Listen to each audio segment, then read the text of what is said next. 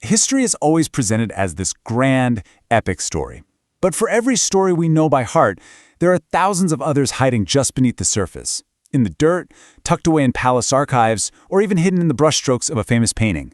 Today, we're going to uncover 4 of them. Right? We learn all the big names and the major dates.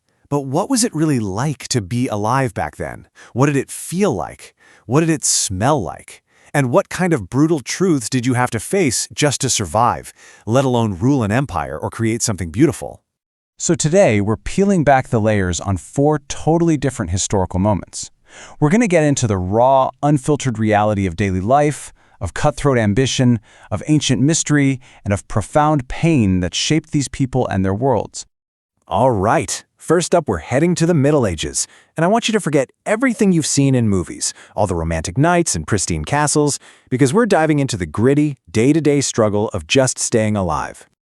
Okay, so picture this. You wake up in the year 1325. Your bed? It's a straw mattress crawling with fleas. You're in a tiny, one-room hut that you share with your entire family. Oh, and also your farm animals. For breakfast, you get a bowl of pottage. Basically, a gloopy vegetable stew that's been simmering for days, and a hunk of bread so hard you could probably knock someone out with it. And to drink, weak ale. Not because it's party time, but because the water is teeming with parasites that will absolutely kill you. You're wearing the same scratchy wool tunic you've had on for months. And if you have a toothache, well, there's no dentist, just a barber with a pair of pliers. And speaking of pleasantries, let's talk sanitation, or the complete lack of it. There were no toilets, so you'd use a bucket and then you'd yell "Gardy Loo," which means watch out for the water, before just chucking the contents out the window and into the street. The street was, for all intents and purposes, an open sewer. It was a world of constant, inescapable filth. So yeah, that whole idea of the simpler times, it was anything but.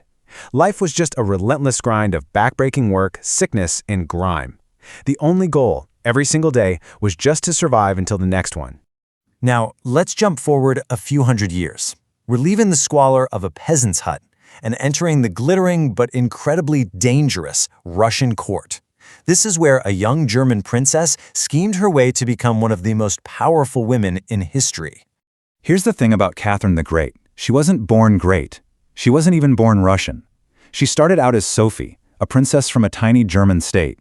But from the second she set foot in Russia at just 14 years old, she was playing the long game. She mastered the language, converted to the Orthodox Church, and she watched.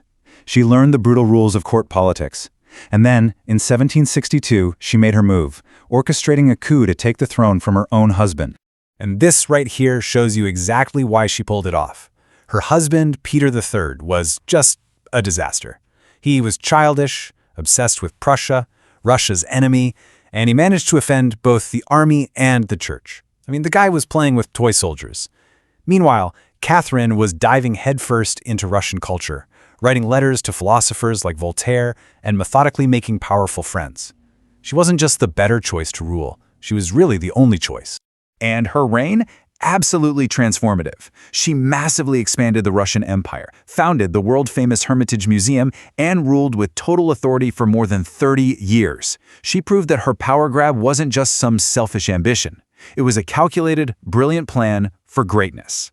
For our third portrait, we're leaving the cold palaces of Russia and journeying deep into the jungles of the ancient Maya world to a sealed tomb that held the secret of a powerful but completely nameless queen.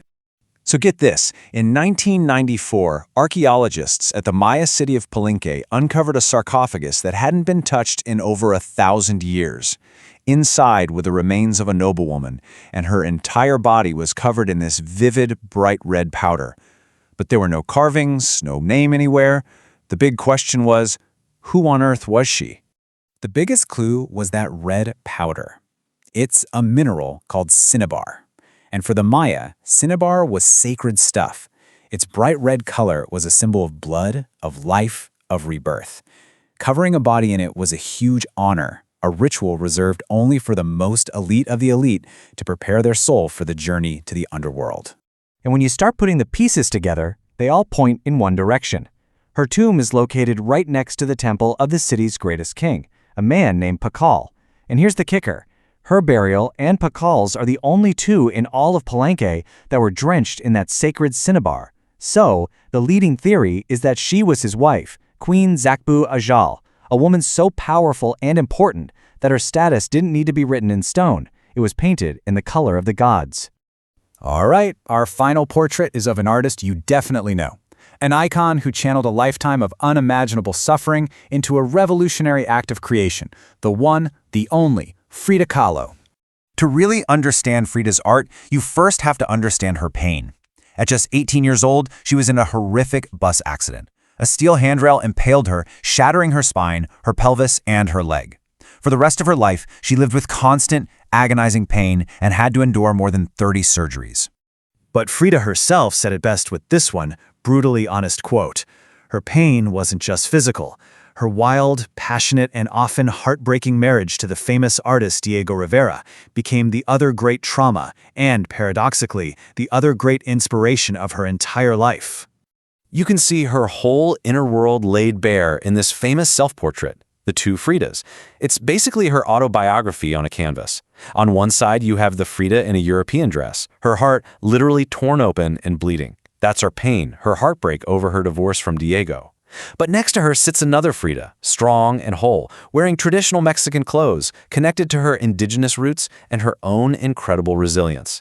And this is exactly why she hated when people called her a surrealist. She famously said, "I never painted dreams, I painted my own reality."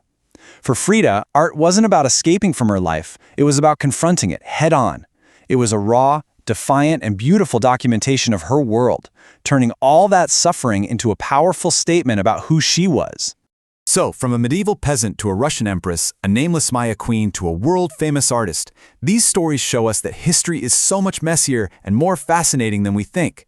It's this incredible tapestry woven from threads of pain and power, mystery and pure, unshakable resilience.